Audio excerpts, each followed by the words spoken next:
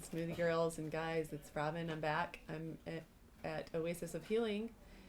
And LaDonna, you're from San Antonio. From San Antonio, yes. Will you tell my readers who are kind of tracking what I'm doing here, studying non-toxic cancer treatments, will you tell them what brought you here?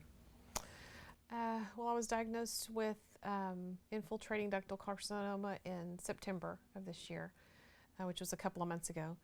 And I had done, quite a bit of studying on nutrition and its effects on our body and how it can heal, our self-healing body.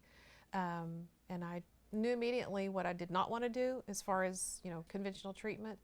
I knew an element of what I wanted to do, which was the nutrition piece of it. Then I took my time and did some research to decide what was the supplement in addition to the foundation that I had established.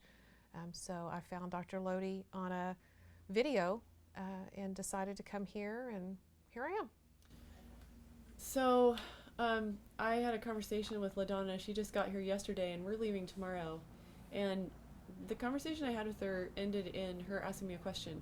And she said, have you known anybody who's done this successfully? And I told her the story of my grandmother, which my readers know that my grandmother beat stage 3 metastatic melanoma cancer many, many years ago in the 80s, doing an all raw diet, and she chose no chemotherapy or radiation. And then I told her about my friend Brenda, who I juiced wheatgrass in her garage. And she beat cancer with no chemotherapy and radiation 15 years ago. My friend Shelley beat breast cancer 10 years ago. No surgery, no chemo, or no radiation. So I went home, and I had LaDonna on my mind, and also we have a gentleman here named John who's here with stage 4 metastasized to bone cancer, who asked me a very similar question yesterday, and I didn't sleep very well last night, and I woke up this morning at 5 o'clock, and I lay there in bed thinking for a long time about LaDonna's question, and I got very emotional about it, and I had to process for a while what I was so emotional about, and I got up and wrote about it for a while. And what was so emotional to me is how brave you are to do this when you haven't had the experience I have of watching my grandmother and 2 of my good friends beat cancer. LaDonna asked me a few minutes ago, am I doing all these treatments everywhere I go in my travels? And I said, sure. You know why? It's because we're not nuking anything. We're all these treatments that not just Dr. Lodi here at Oasis of Healing, but all the places I'm going, all they're doing is supporting and enhancing the immune system. Dr. Lodi says here, the immune system has 2 functions, the Department of Defense and the Department of Maintenance. When you take away the maintenance function, because we're not having to deal with, like potato chips and Diet Pepsi and neutralizing that kind of thing, where the immune system's whole function is dealing with the crap people dump in their bodies. When we put live, raw plant foods in our body, the immune system can turn its attention to defense. Right. Which is where you are right now. So I'm just so impressed with your bravery, your intelligence, and your interrupting this. You're one of 3 women here who are actually pretty darn healthy.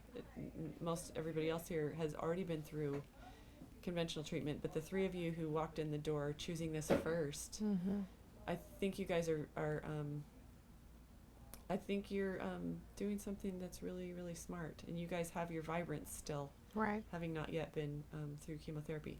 So what I want to ask is if you will tell my readers who may be struggling with cancer or know someone who is, tell them what you think they should know if they're dealing with a new diagnosis. My first advice would just be to stop, just slow down. Don't, I know it's hard not to be fearful, but just to really take your time and make wise decisions. Don't let fear drive your decision. Wait until you get to a place where you have a peace about what you're doing, because when you have a peace about it, then you make better decisions, and it's a right one. If you're basing it out of fear, it's not usually a good decision. So that would be my first advice.